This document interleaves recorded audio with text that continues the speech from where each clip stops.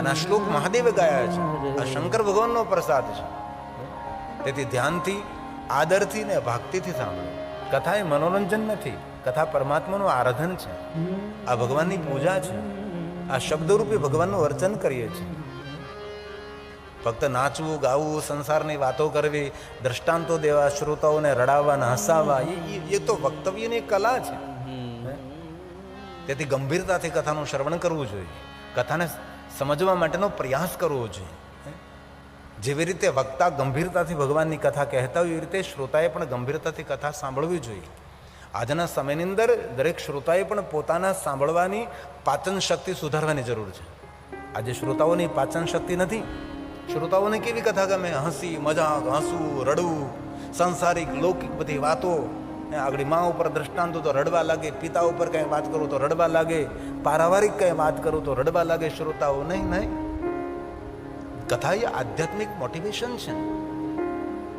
આપણે જીવનમાં શું કરવું જોઈએ? શ્રોતાઓએ પોતાની પાચન શક્તિ સક્રિય બનાવવાની જરૂર છે, પણ શ્રોતાઓની પાચન શક્તિ બિલકુલ નથી. એક વક્તાએ બહુ સુંદર વાત કરી કે વક્તાના જીવનમાં એટલી મૂંઝવણ હોય છે કે દરેક કેટેગરીના શ્રોતાઓ એ કથાની અંદર હોય છે. એક તો નાચવાવાળા, કૂદવાવાળા, મનોરંજન માણવાવાળા શ્રોતાઓ હોય છે. શિક્ષકોને તો સારું, આપણા જે મંચનું સંચાલન કરે છે શિક્ષક જે કહેતા હતા, એના માટે તો બહુ સારું કે ભાઈ પ્રાઇમરી ટીચર હોય તો પ્રાથમિક શાળામાં જે નાના નાના બાળકો છે તેને જ ભણાવવાના છે, તેને જ માનસિકતાને ધ્યાનમાં રાખવાની છે. અને હાઈસ્કૂલનો શિક્ષક હોય તે હાઈસ્કૂલના જે વિદ્યાર્થીઓ છે તેની માનસિકતાને ધ્યાનમાં રાખીને ભણાવતો હોય છે. અને કોલેજની અંદર જે પ્રોફેસર હોય છે એ કોલેજન છોકરાઓની માનસિકતાને સ્તરમાં રહી અને તેને ભણાવતો હોય છે. પણ કથા તો એવી છે કે અહીંયા પ્રાઇમરી શાળાના પણ હોય છે, હાઈસ્કૂલ શાળાના પણ હોય છે શ્રોતાઓ, અને કોલેજ શાળાના પણ હોય છે. આ દરેકને માનસિકતાને બેલેન્સ કરવા માટે ઘણીવાર વક્તા ઘણી મૂંઝવણ અનુભવતો હોય છે. પણ કથાને આજે ઘણા લોકોએ મનોરંજન અને એક લૌકિક વાતો, એક લૌકિક સાંસારિક વાતો તે કથાને ભરી દીધી છે. એવા પ્રકરણ ચલાવે, હું પણ ચલાવતો હતો, પણ એ બધું ચલાવતા રહીએ, સંસારિક લૌકિક આપણે વાતો કરતા રહીએ, ત્યારે ભગવાન શંકરજીની ગહન વાતો ક્યારે સમજવાનો પ્રયાસ કરશો આપણે? તેથી શ્રોતાઓએ સાવધાન બની અને કથાનું શ્રવણ કરવું જોઈએ. અને કથાનું શ્રવણ કર્યા પછી એ સાંભળેલી વાતને અનુસરવી જોઈએ. તો દરેક દુઃખ નાશાય તેષામ દુઃખ ન સપને અપી. આ ભગવાન શંકરજીનું વચન છે કે વિષ્ણુજી, આપે જે મારા નામનો પાઠ કર્યો, પારણ કર્યું છે, તેનું જે કોઈ પારણ કરે છે તેને સપનામાં દુઃખ નહીં મળે. અન્ય છે વે અન્યે ચૈ પઠિષ્યન્તિ, જે કોઈ પાઠ કરે અથવા પાઠયિષ્યન્તિ નિત્યશઃ, રોજ દિન પ્રતિદિન એક દિન પણ ખાલી ન જાય એવી રીતે રોજ પાઠ કરવો જોઈએ. તેના માટે કહ્યું, શું કહ્યું છે? તેષાં દુઃખ ન સ્વપ્ને સપનામાં પણ તને દુઃખ નહીં મળે. જાયતે નાત્ર સંશય, જાયતે નાત્ર સંશય. ભગવાન મહાદેવ વિષ્ણુ ભગવાનની સામે સંશય શબ્દ રાખી દે. શા માટે? કારણ કે મનુષ્યનું એક લક્ષણ છે, સંશયશીલ પ્રાણી છે મનુષ્ય. વાત વાતમાં સંશય કરે, વાત વાતમાં શંકા કરે. સંશયશીલ પ્રાણી, અનુસરણીય પ્રાણી, અનુકરણીય પ્રાણી. બીજાનું અનુકરણ કરવું, બીજો જે રીતે કરે એ રીતે કરવું, એ માનવની એક માનસિકતા છે. તેથી વાત વાતમાં સંશય કરનારો આ મનુષ્ય. તેથી ભગવાન શંકરજીએ વિષ્ણુ ભગવાનને કહ્યું, વિષ્ણુજી, હું જે તમને વચન આપું છું તે મારા વચન ઉપર કોઈ સંશય ન કરો. જે કોઈ નિત્ય આપના મુખમાંથી પ્રગટ થયેલા મારા નામોનું પારણ કરે છે તેને સપનામાં પણ કોઈ દુઃખ નહીં આવે. આવું ભગવાન મહાદેવજી વિષ્ણુ ભગવાનને વચન આપ્યું છે. ખૂબ તાલીઓ વડે મહાપુરુષોનો આદરથી આપણે સ્વાગત કરીએ છીએ.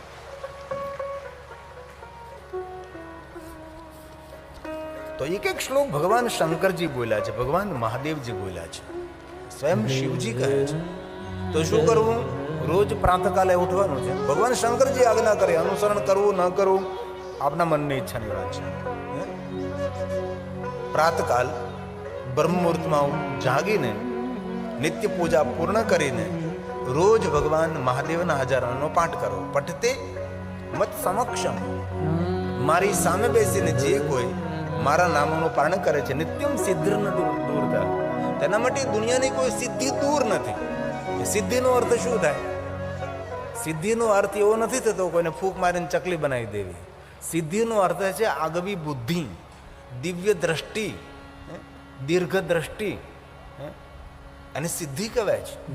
સિદ્ધિઓના ઘણા બધા પ્રકારો છે. એમાંની એક સિદ્ધિ છે દિવ્યતાથી ભરેલી સિદ્ધિ. બીજાનું સુખ, બીજાનું હિત કરનારી આપણી સિદ્ધિ એ ભગવાન મહાદેવના નામોથી આવે છે. તેથી સ્વયં શિવજી વિષ્ણુ ભગવાનને કહે છે, સાંભળો શ્રી હરિ,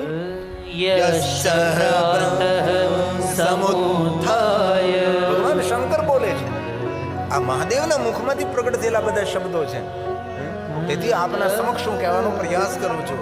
ભલે કોઈ તો, સૌ તો અનુસરણ નહીં કરે, પણ આમાંથી કોઈ તો એવું હશે કે જે અનુસરણ કરે અને પોતાના જીવનનું મંગલ અને કલ્યાણ થાય. અને સુંદર સંવાદ છે. કેટલી સુંદર વાત કરે છે. મહાદેવ સ્વયં કહે છે, પહેલા ઉભા થાવ, બ્રહ્મ મુહૂર્ત જાગો, અને જાગ્યા પછી આપણી નિત્ય પૂજા પૂર્ણ કરીને પૂજા કૃત્વા નિત્ય પૂજા, જે આપણી નિત્ય પૂજા એ પૂજા પૂર્ણ કર્યા બાદ છેલ્લે પાઠ કરવાનો છે. પઠતે મત સમક્ષમ, મારી સામે બેસીને જે કોઈ પાઠ કરે તેના માટે હું વચન આપું છું. કેવું વચન છે? નિત્યમ સિદ્ધિર્ન દૂરતમ, નિત્યમ સિદ્ધિર્ન દૂરતમ. દુનિયાની કોઈ સિદ્ધિ તેનાથી દૂર નથી. ભગવાન મહાદેવ કહે છે, હે વિષ્ણુ, જે કોઈ મનુષ્ય આપના મુખમાંથી પ્રગટ થયેલા મારા નામોનું પારણ કરે છે તેને માન, સન્માન, બહુમાનની પ્રાપ્તિ થશે. જેને લૌકિક પ્રતિષ્ઠા નહીં, જેને અલૌકિક પ્રતિષ્ઠાની પ્રાપ્તિ થશે. તેથી આપણને વાંચતા ન આવડતું હોય તો કોઈ પાસે પાઠ કરાવો અને ભગવાન મહાદેવના 1000 નામોનું પારણ સાંભળીએ આપણે. હવે ભગવાન મહાદેવજી વિષ્ણુને વચન આપે છે કે વિષ્ણુ સાંભળો, હું તમને વચન આપું છું કે દેવ સભાની અંદર તમારું સન્માન રહેશે. દેવ સભાની અંદર તમે પ્રધાન રહેશો, તમે મુખ્ય રહેશો. લોકે ભવ સુરે રપિ, દેવતાઓની સભાની અંદર તમારી વંદના થશે અને તમને જ પ્રણામ કરવામાં આવશે. આપના હૃદયમાં મારી ભક્તિ નિરંતર રહેશે અને દેવતાઓની અંદર તમે વંદનીય રહેશો, તમે પૂજ્ય રહેશો. તેથી દેવતાઓ વિષ્ણુ ભગવાનનું પૂજન કરે છે, દેવતાઓ વિષ્ણુ ભગવાનનું સન્માન કરે, વિષ્ણુ ભગવાનનો આદર કરે છે, વિષ્ણુ ભગવાનને નતમસ્તક નમન કરે છે. આ ભગવાન મહાદેવે કહ્યું છે કે વિષ્ણુ, આપના હૃદયમાં મારી અવિચલ ભક્તિ રહેશે. આપના હૃદયમાંથી મારી ભક્તિ કભી વિચલિત નહીં થાય. જે ભગવાન દ્વારકાધીશ ભગવાન કૃષ્ણજીએ મહાદેવ પાસે માંગ્યું, જ્યારે શંકર ભગવાન દ્વારકાધીશ કૃષ્ણને મળે છે, ત્યારે ભગવાન મહાદેવ કહે છે કે દ્વારકાધીશ, આપના મનમાં જે કાંઈ મન ઈચ્છા હોય તમે માગી શકો છો. જ્યારે ભગવાન દ્વારકાધીશ કૃષ્ણજીએ કહ્યું છું કે મારા હૃદયમાં નિરંતર આપની ભક્તિ રહે, આપના પ્રત્યે મારો ભાવ ઓછો ન થાય, આપના પ્રત્યેની ભક્તિ મારી વિચલિત ન બને, આવું કૃષ્ણ ભગવાને મહાદેવ પાસે માગેલું છે. અહીંયા ભગવાન સ્વયં શિવજી, ભગવાન શ્રી હરિ વિષ્ણુ ભગવાનને કહે છે, વિષ્ણુજી સાંભળો, મયી ભક્તિ, મયી ભક્તિ સદા તે તો હરે સ્યાદન પાયની. આપણા હૃદયમાં અવિચલ ભક્તિ રહેશે અને આપ મારી ભક્તિ કરશો, તેથી દેવ સભામાં તમારી પૂજા થશે, દેવ સભામાં તમારી વંદના થશે, સદા તમે વંદનીય રહેશો. સદા વંદ્યશ્ચ પૂજ્યશ્ચ લોકે ભવ સુરેરપિ, લોકે ભવે સુરેરપિ. દેવ સભાની અંદર તમારો જય જયકાર થશે, દેવ સભાની અંદર તમારું સન્માન રહેશે, દેવ સભાની અંદર દેવતાઓ તમારા ચરણે રહેશે અને તમને જ વંદના કરશે અને તમે દેવ સભાની અંદર પૂજ્ય રહેશો. આવું જ ભગવાન શિવજી વિષ્ણુને વચન આપ્યું છે. હવે છેલ્લી વાત ભગવાન મહાદેવ, બહુ મોટું પ્રકરણ છે. મેં તો બહુ થોડા શબ્દોથી બહુ જ અલ્પીકરણ કરીને પૂરી 9 દી કથા કરી શકાય. ભગવાન શિવ અને વિષ્ણુનો સુંદર સંવાદ પૂરું પ્રકરણ છે. હવે મહાદેવ કહે છે, વિષ્ણુ હું તમને શ્રેષ્ઠ વરદાન આપું છું. વિષ્ણુ એવું તમને સામર્થ્ય હું આપું છું કે આખા વિશ્વનું તમે ભરણ પોષણ કરી શકશો, એવું હું તમને સામર્થ્ય આપું છું. અને તમે પૂરા વિશ્વનું ભરણ પોષણ કરશો વિષ્ણુ, તેથી તમારું નામ વિશંભર રહેશે. અને સાંભળો વિષ્ણુ, ધ્યાન દીજીએ. ભગવાન મહાદેવ કહે છે વિષ્ણુને, વિષ્ણુજી સાંભળો, તમે વિશ્વનું ભરણ પોષણ કરશો એટલે તમારું નામ વિશંભર રહેશે. અને જે કોઈ મનુષ્ય તમને વિશંભર નામથી પુકારતો રહેશે, સર્વ પાપ હરમ પરમ, એના દરેક પાપને હું હરી લઈશ. એવું કોને કહ્યું છે? મહાદેવે કહ્યું છે. મહાદેવજી વિષ્ણુ ભગવાનને વરદાન આપ્યું કે હે વિષ્ણુ, તમે વિશ્વનું ભરણ પોષણ કરો એટલે વિશંભર નામથી તમે પ્રકાશિત રહેશો. અને જે વિષ્ણુ તમને વિશંભર નામથી પુકારતો રહે, હે વિષ્ણુ વિશંભર, હે વિષ્ણુ વિશંભર, એના પાપને મહાદેવ કહે છે હું હરી લઈશ. હવે પોકારે કોઈ વિષ્ણુ ભગવાનને અને પાપ હરે મહાદેવજી. આવું ભગવાન શંકરજીએ વરદાન આપ્યું છે. તેથી કોઈ પણ મનુષ્ય ભગવાન વિષ્ણુજીને વિશંભર નામ તરીકે પુકારતો રહે છે, ભવિષ્યતિને સંદેહો મત પ્રસાદાતમ સુરોત્તમ. ભગવાન વિષ્ણુનું નામ છે સુરોત્તમ, નરોત્તમ, પુરુષોત્તમ, દેવોત્તમ. એક એક શ્લોકે અલગ અલગ નામથી ભગવાન વિષ્ણુજીનું સંબોધન ભગવાન મહાદેવે કર્યું છે. જેટલા મહાદેવના મુખમાંથી ભગવાન વિષ્ણુના પ્રત્યે શ્લોક પ્રગટ થયા છે, એક એક શ્લોકમાં એનું નામ ફરીવાર મહાદેવ નથી બોલ્યા. આ મહાદેવની વિશેષતા છે. અને જ્યારે પણ ભગવાન શંકરજી વિષ્ણુ ભગવાનને મળે છે ત્યારે નવું નામથી જ ભગવાન વિષ્ણુનું સંબોધન થાય છે. તેથી વિષ્ણુ ભગવાનના નામનો પણ મહિમા છે. અને મહાદેવજીનું પૂજન અર્ચન કરનારા ભગવાન વિષ્ણુજી નિત્ય નિત્ય નવા નવા નામોથી મહાદેવનું પૂજન કરે છે. તેથી ભગવાન શંકરજી વિષ્ણુ ભગવાનને વચન આપે છે કે તમે વિશ્વનું ભરણ પોષણ કરનારા રહેજો અને હું તમને વિશ્વનું ભરણ પોષણ કરવા માટેનું વરદાન આપું છું, તેથી તમારું નામ વિશંભર રહેશે. તેથી ભગવાન વિષ્ણુની સામે ઉભા રહી વિષ્ણુને જો કોઈ હે વિશંભર એવું કહેવામાં આવે તો ભગવાન શંકરજી આપણા પાપને હરે છે. આવું મહાદેવે વિષ્ણુજીને વરદાન આપ્યું છે.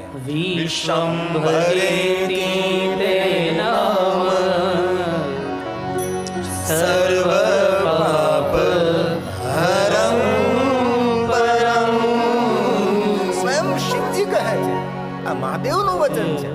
અને શિવથી ઉપર તો કોણ છે? મહાદેવથી ઉપર તો કોઈ છે જ નહીં. શિવ કહે જ બ્રહ્મ વાક્ય, શિવ કહે સત્યમ સત્યમ ન સંશય. તેથી રોજ ભગવાન વિષ્ણુજીને યાદ કરવા. તો મહાદેવની કથા કરું છું તો પણ ભગવાન શંકરજી વિષ્ણુ ભગવાનનો ખૂબ મહિમા ગાયો છે. એ વિષ્ણુ તમને કોઈ વિશંભર નામથી પુકારતો રહેશે, એના પાપ હું દરેક હરી લેશું. આ શંકરજીનું વરદાન છે, શંકરજીનું વચન છે મહાદેવજીનું. ભવિષ્યતિ સંદેહો અમારો પ્રસાદ છે. મત પ્રસાદા સુરોત્તમો મત પ્રસાદા સુરોત્તમો. અમારો પ્રસાદ છે હે સુરોત્તમ, હે નરોત્તમ, હે પુરુષોત્તમ. ભગવાન મહાદેવજી વિષ્ણુ ભગવાનને આવા બધા વચનો આપ્યા. જેથી વૈષ્ણવતી વ્યાપક વાતે નામ ખ્યાતમ ભવિષ્યતિ બહુન્ય નાની નામાની ભક્ત સંખ કારણી.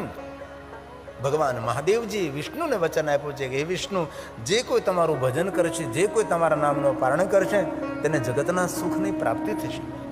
અને એક વસ્તુને ખાસ યાદ રાખવી, વિષ્ણુ ભક્ત અને શિવ ભક્ત વચ્ચે ભેદ ન ઉભા કરવા. મમ હૃદય વિષ્ણુ વિષ્ણુ હૃદય અહમ. સ્વયં ભગવાન શિવે કહ્યું છે વિષ્ણુ આપ મારા હૃદયમાં રહેશો.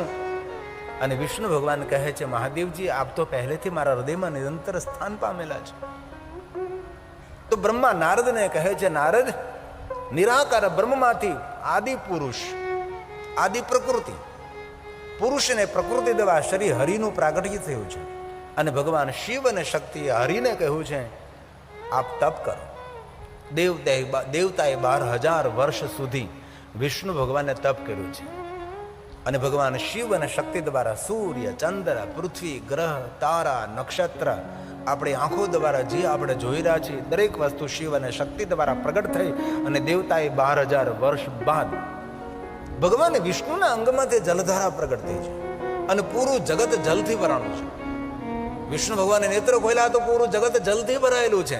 વિષ્ણુ ભગવાને જલની અંદર શયન કર્યું, તેથી તેનું નામ નારાયણ પડ્યું છે. અને ભગવાન વિષ્ણુની નાભીમાંથી સુંદર કમલ પ્રગટ થયું છે, કમલ ખીલ્યું છે, સર્વગુણ સંપન્ન કમલ છે. અને ભગવાન શિવ અને શક્તિ દ્વારા એક દિવ્ય પુરુષનું પ્રાગટ્ય થાય છે, જેને કમલ ઉપર સ્થાપિત કરવામાં આવે છે, જેનું પહેલું નામ કમલોદ છે, જેમનું નામ પદ્મજ છે. એ પુરુષ પ્રગટ થતા તેના મનમાં અનેક પ્રકારના પ્રશ્નો ઉદ્ભવે છે કે હું કોણ છું.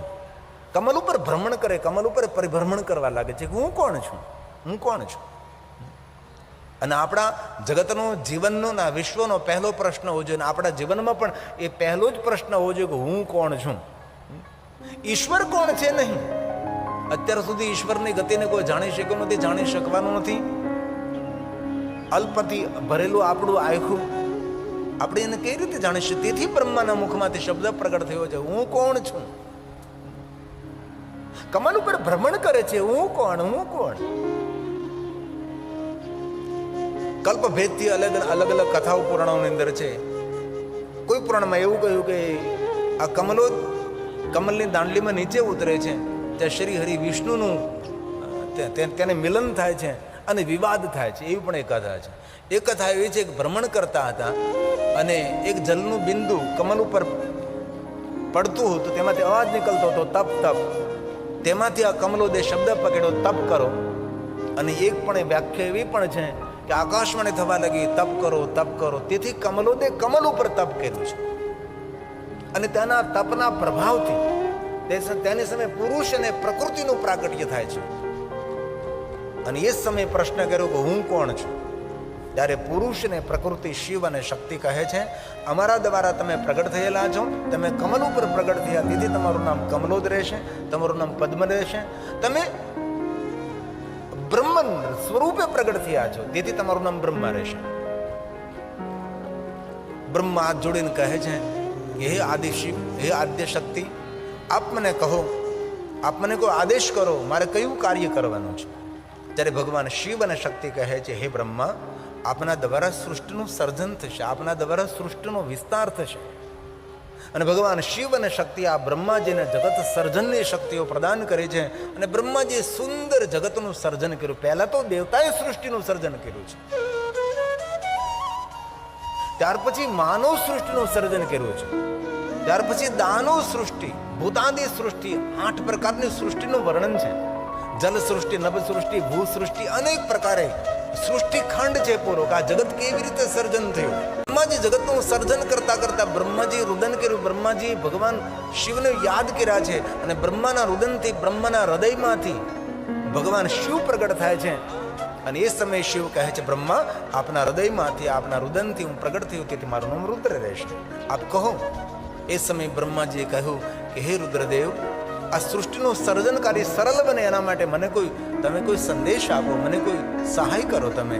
એ સમયે રુદ્રદેવે બ્રહ્માજીને રૂપ દેખાડ્યું છે અર્ધનારેશ્વરનું. અર્ધાંગમાં નર છે, અર્ધાંગમાં નારી છે.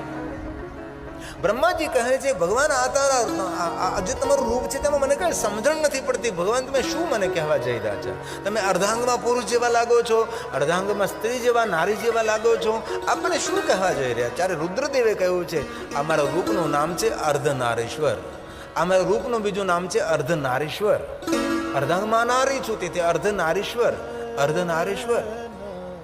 બ્રહ્મા, જગતનું સર્જન કાર્ય સરળ બનાવવા માટે તમે એક અંગમાંથી પુરુષને પ્રગટ કરો, એક અંગમાંથી નારીનું સર્જન કરો અને સુંદર સૃષ્ટિનો વિસ્તાર કરો. બ્રહ્માજી રુદ્રદેવે કહ્યું છે તે પ્રમાણે બ્રહ્માજી પોતાના એક અંગમાંથી પુરુષ અને નારીનું સર્જન કર્યું છે. સુંદર સૃષ્ટિ સર્જન થાય. અને રુદ્ર ભગવાને કહ્યું છે કે બ્રહ્મા સાંભળો, આ તમારા દ્વારા જે સુંદર સૃષ્ટિ નિર્માણ થઈ છે એ સૃષ્ટિમાં તમે કોઈને સુખ નહીં આપી શકો અને તમે કોઈને દુઃખ પણ નહીં આપી શકો.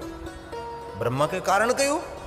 ત્યારે રુદ્રદેવે કહ્યું છે, બ્રહ્મા સાંભળો, આ પૂરી સૃષ્ટિ જે આપના દ્વારા નિર્માણ થઈ છે, સૃષ્ટિ કર્મના બંધનોમાં બંધાયેલી રહેશે. તેથી તમે કોઈને સુખ નહીં આપી શકો, તમે કોઈને દુઃખ પણ નહીં આપી શકો. દરેક જીવાત્માના સુખ દુઃખનું કારણ પોતાના કર્મો રહેશે.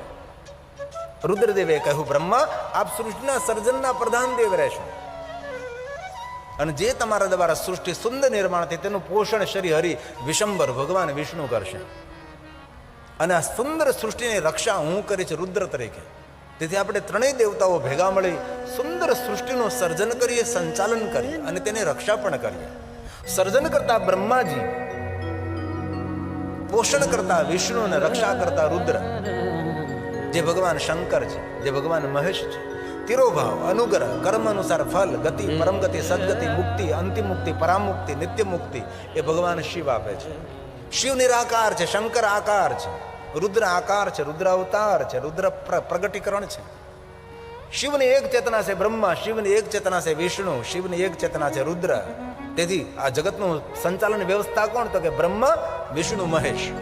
બ્રહ્મા કોણ છે? રજોગુણ, રજોગુણી સૃષ્ટિ નિર્માણ. વિષ્ણુ કોણ છે? સતોગુણી. રુદ્ર કોણ છે? તો કે તમોગુણ, જે રક્ષા કરે છે. તેથી જેને જીવનમાં ખૂબ કોઈ પણ ક્ષેત્રમાં આગળ નીકળવું હોય તે માણસે ત્રણેય ગુણનો સમાન અંતરે ઉપયોગ કરવો જોઈએ.